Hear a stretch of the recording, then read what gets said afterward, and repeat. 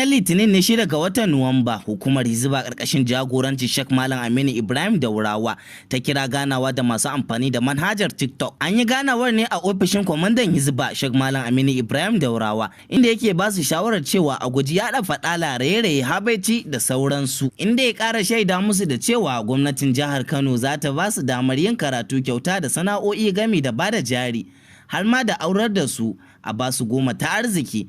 Kwamandan ya kara da shaida musu cewa za su mori wannan abun arziki ga duk wanda suka ga ya gyara ɗabi'unsa a wannan manhaja ta TikTok. An ce mu tattauna mu ji suwaye a cikinku mazan ko mata waɗanda suke karatu suka samu matsalar karatu, mu rubuta mai girma gwamna daga nan har London. Wanda suka cika sharaɗin da aka sa mai girma gwamnati zai taimaka waɗanda za su yi karatu su ci gaba da karatu. Na biyu, waɗanda suke da sana'a jarin ya kare suke son su ci gaba da sana'ar su, za su yi mana rubutu shafi 3. Mu da ku yanzu mun ce da ɗauki sunayenku da lambobin wayan, kuma je ya zauna a tsanake ya ba da nasa shawarwari, kuma ya faɗi ɓangaren da yake son hukumar Hisba ta shige masa gaba wajen mai girma gwamna da irin gudunmawar da yake so. Kuma kamar yadda Dr. Hadiza ta faɗa, sai mun ga canji. Wanda ta ce karatu za ta ci gaba, ina takardun karatun da ta yi a baya, mai ta karanta a baya, mai take son ta ci gaba, ina take son ta yi karatu, wani fanni.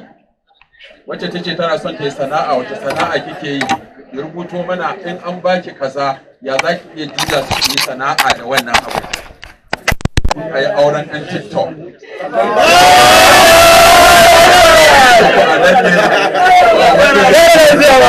Masu taron a wurin ɗan TikTok a zo a sha biki, a sha gara a kan ka'ida da musulunci, tare kuma da an kwaye su tare a cikin tare suna sannan na uku shine maganar duba yanayi na halin da ake ciki.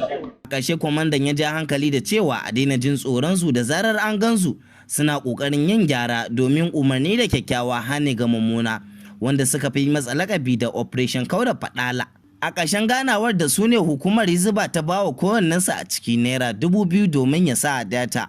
Yawwa, saboda haka ku daina tsorata kuna firgita da mu. Ku daina firgita da mu. Gyara muke so. Aiki muke so, gyara muke so, dama mun ce mutum ɗaya ai. So muna muku fatan alheri, kuma insha Allahu za ku ga aiki a ƙasa insha Allahu. Sai mu hukumar Hisba yanzu ta shirya za ta ba su 2,000. A yi haƙuri da wannan namu ne daga aljihunmu, da ni da DG da ita da shi muka haɗa mu ba da kuɗin data. Bayan kammala ganawar ne kafar yada labarai ta Fellai ta zanta da babban kwamandan, inda yake shaida mana cewa suna kokarin gyara duk da suna samun kalubale daban-daban kamar irin su kage, shari da sauransu, hakan kuma baya hana su yin gyaran. Ya kara da cewa hakika nan gaba za a ga amfanin wannan gyara da hukumar take yi. Ba mu san mu nuna muku hotunan da muka dauka saboda muna ga akwai, shi yasa duk yanzu muku ga namu hoton ba yi. Wasu lokutan kuma sai ku ga da na kirkin da ba na kirkin mu sun hada a guri daya. In aka zo operation ya zaka gane, ba da zaka gane.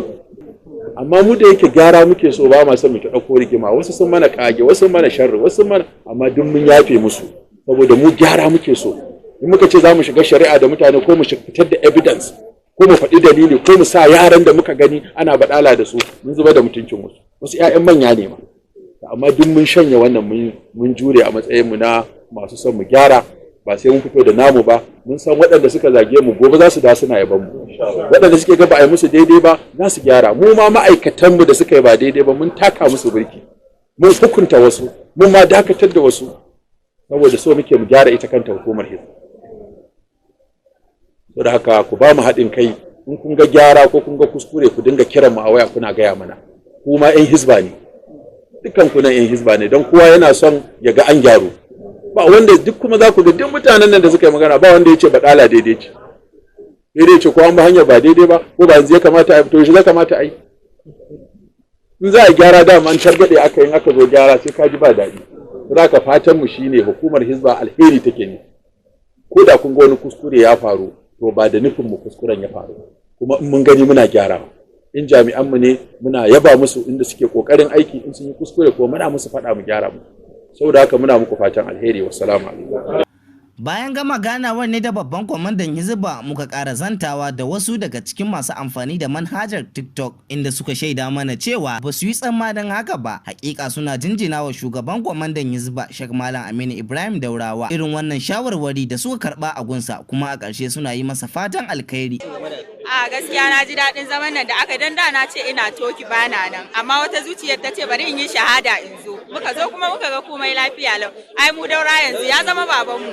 Wannan zama yayi kyau, kuma zama ne wanda muka samu ci gaba, aka kuma kara wayar da kanmu ta yanda mu akan abin nan da muna yi na social media aka nuna mana yanda za mu yi amfani da shi.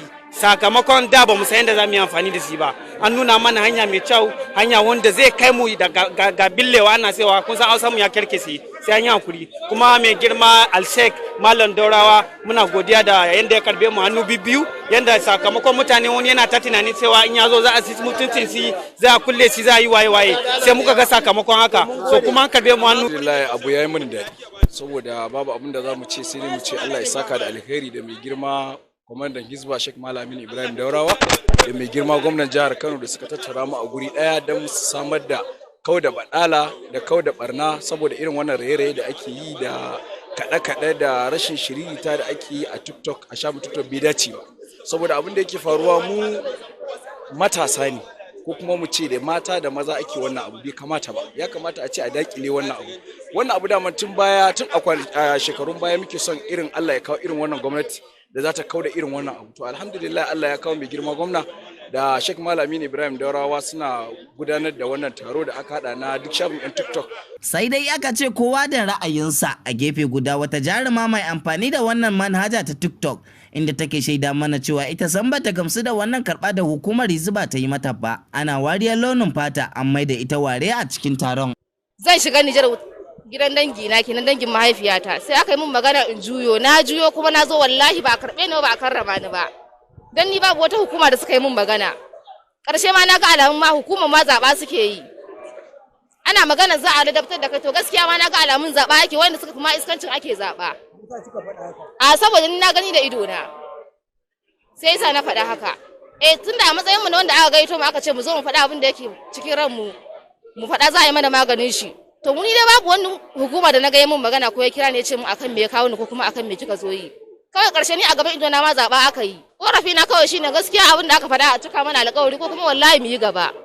A ƙarshe ta ƙara da cewa wannan manhaja ta TikTok ta fi ɗebe mata kewa, kuma ta ja hankalin hukumar Hisba ta cika mata alƙawarin da ta yi mata aure kuma ta bata jari. Shine roƙon da ta yi wa hukumar Hisba. Shi yake goge mana bakin ciki wani abubuwan da muke yi. Kamar za mu shiga social media ne mu dan yi bidiyon mu dan yi rawan mu dan yi habaice mu, to dan abin da ke cikin ranka ko da wani ya maka habaici zaka goge. Ina son sana'a, ina son aure, babu wanda bana so. A yi min aure kuma a bani jari, shine kawai zance na ni dai. Amma kuma duk wannan abin da ake ni fa har yanzu ba fa a ce min yaya sunan ki ba fa. Ai mu a yanda aka faɗa cewa haka a na farko za a tambaye ka. An ce mana na farko za a tambaye mu, to ni kuma gaskiya ba a tambaye ni ba. To ai na rantsa da girman Allah, ma manyan yan iskan ba su zo ba. Ƙananun ne suka iso. Ni ba zan ce komai ba wallahi.